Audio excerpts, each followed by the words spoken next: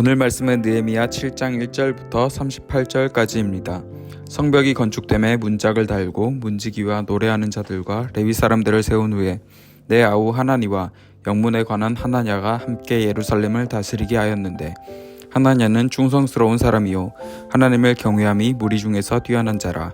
내가 그들에게 이르기를 해가 높이 뜨기 전에는 예루살렘 성문을 열지 말고 아직 파수할 때에 곧 문을 닫고 빗장을 지르며 또 예루살렘 주민이 각각 자기가 지키는 곳에서 파수하되 자기 집 맞은편을 지키게 하라 하였노니, 그 성읍은 광대하고 그 주민은 적으며 가옥은 미처 건축하지 못하였음이니라.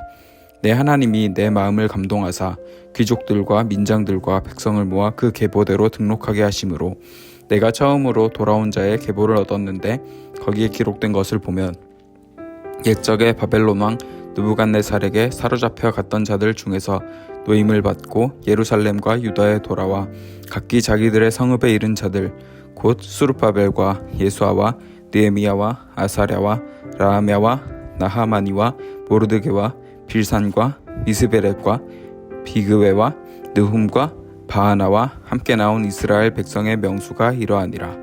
바로스 자손이 2172명이요 스바랴 자손이 372명이요 아라 자손이 652명이요 바한 모압 자손 곧 예수아와 요압 자손이 2818명이요 엘람 자손이 1254명이요 삿두 자손이 845명이요 삭게 자손이 760명이요 빈누이 자손이 648명이요 브베 자손이 628명이요 아스갓 자손이 2322명이요 아도니감 자손이 667명이요 비그웨 자손이 2067명이요 아딘 자손이 655명이요 아델 자손 곧 히스기야 자손이 98명이요 하숨 자손이 328명이요 베세 자손이 324명이요 하립 자손이 112명이요 기브온 사람이 95명이요 베들레헴과 느도바 사람이 188명이요 아나도 사람이 128명이요 벳아스메웻 사람이 42명이요 기럇 여아림과 그비라와 브에롯 사람이 743명이요 라마와 게바 사람이 621명이요 믹마스 사람이 122명이요 베델과 아이 사람이 123명이요 기타 느보 사람이 52명이요 기타 엘람 자손이 1254명이요 하림 자손이 320명이요 여리고 사람이 345명이요 로드와 하딧과 오노 자손이 721명이요 스나아 자손이 3930명이었느니라. 아멘.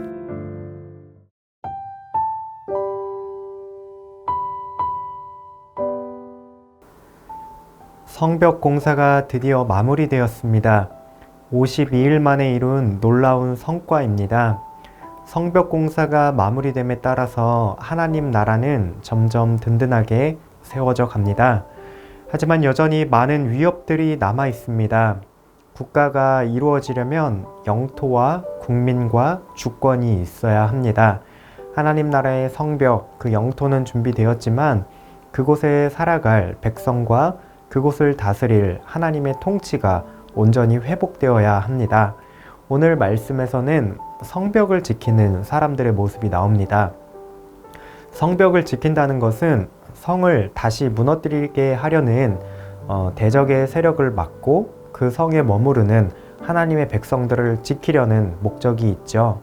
하나님이 세우신 하나님의 도성에는 어떠한 백성들이 머무를 수 있는지, 어떠한 사람은 함부로 들어올 수 없는지 함께 묵상해 보시겠습니다.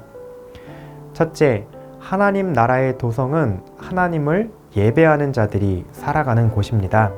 1절을 보면 성문을 지키는 사람들이 나옵니다.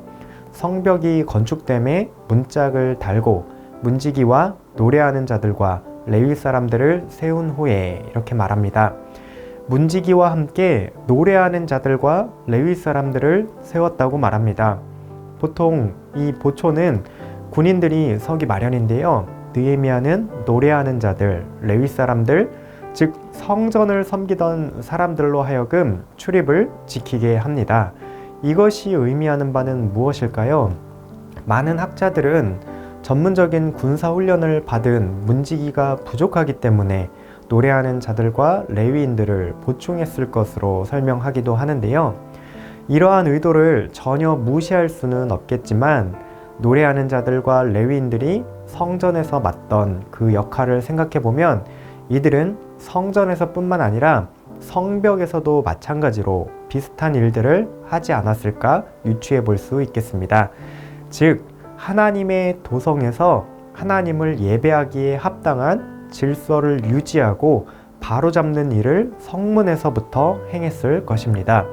이러한 모습을 미루어 볼 때 예배를 방해하고 하나님을 섬기는데 마음을 빼앗는 자들을 하나님의 도성으로부터 지켜내는 것이 바로 노래하는 자들과 레위인들의 역할이라고 볼 수 있겠습니다. 결론적으로 예루살렘은 단순히 사람들이 모여서 사는 성이 아닌 것을 알 수 있습니다. 하나님을 예배하고 하나님을 섬기는 하나님의 백성들이 거할 수 있는 곳, 그곳이 바로 예루살렘 성입니다. 둘째, 하나님 나라의 도성은 하나님을 경외하는 신앙으로 유지되는 곳입니다. 1절에서는 성벽을 지키는 사람들이 임명되었다면 2절에서는 예루살렘을 다스리는 자들을 임명하는 모습이 나옵니다. 느헤미야의 동생 하나니와 영문의 관원 하나냐가 대표적인 인물입니다. 오늘날로 치면 행정공무원이라고 볼 수 있겠네요. 2절 말미에는 이들이 왜 그런 자리에 임명되었는지 그 자질에 대해서 설명을 하는데요. 보통은 리더십이 뛰어나거나 아니면 유능한 어떤 능력이 있다거나 인기나 재력이 좋은 사람을 그러한 자리에 앉히기 마련입니다. 하지만 성경에서의 기준은 다릅니다. 하나냐는 충성스러운 사람이요 하나님을 경외함이 무리 중에 뛰어난 자라고 말하고 있습니다. 쉽게 말하자면 하나님 앞에서 그 누구보다 충성스럽고 하나님을 두려워하고 하나님을 사랑할 줄 아는 자라는 소리이죠. 뛰어난 자질도 많을 텐데 성경에서는 다른 언급은 하지 않습니다. 왜냐하면 하나님 나라의 공동체가 유지되는데 가장 중요한 요소가 바로 하나님을 경외하는 마음, 그 믿음, 그 신앙이기 때문입니다. 신앙 공동체는 강력한 군사력으로 유지되지 않습니다. 물질적 부유함이 참된 풍요를 보장하지 않습니다. 인간의 지혜가 흥망성쇠를 보장하지 않습니다. 이 모든 것을 갖추고도 하나님을 떠나 살아간다면 그것은 하나님 나라와 하나님의 백성이 아니라 세상과 다를 것이 없기 때문입니다. 하나님을 경외하여 하나님을 사랑하고 그분의 말씀을 따라 사는 그러한 자세가 제일 중요합니다. 느헤미야는 바로 그런 사람을 지도자로 세워서 백성들이 보고 따라가고 이끌어갈 수 있도록 사람들을 세워주고 있습니다. 결론적으로 하나님 나라의 도성은 세상의 처세술과 정치학과 외교로 유지되는 것이 아니라 하나님을 경외하는 신앙을 통해서 지속적으로 하나님 나라가 확장되고 이루어져 가는 곳임을 알 수 있습니다. 오늘은 회복된 하나님의 나라, 그 성벽을 지키는 사람들에 대해서 살펴보았습니다. 최전방에서 성문을 지키는 사람들은 문지기와 함께 노래하는 자들과 레위인들이 있었습니다. 하나님을 예배하고 섬기는 사람들이 하나님의 도성에 거하게 됩니다. 우리는 하나님을 예배하는 하나님의 백성으로 살아가는데 방해가 되는 요소가 무엇이 있는지 우리의 삶을 돌아보아야 하겠습니다.